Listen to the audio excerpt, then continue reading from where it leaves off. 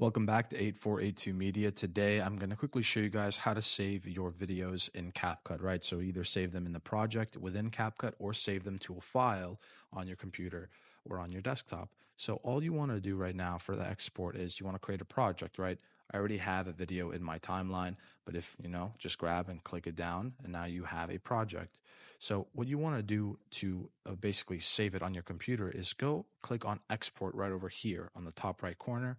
Click export and then give it a title. And then right here it says export to. So you want to open up and you get to choose exactly where you want this project, or rather this video, to be saved. So you can create a document within your computer, click on that document and then click on open, and then it will save it and export it to that document, right? And all you have to do is click export and it'll be there.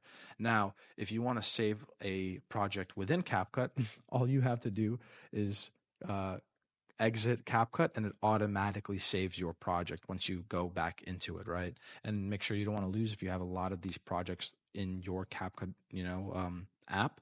You just want to give it a title and you'll be able to find the title once you reopen CapCut. So thank you guys for watching and have a great day.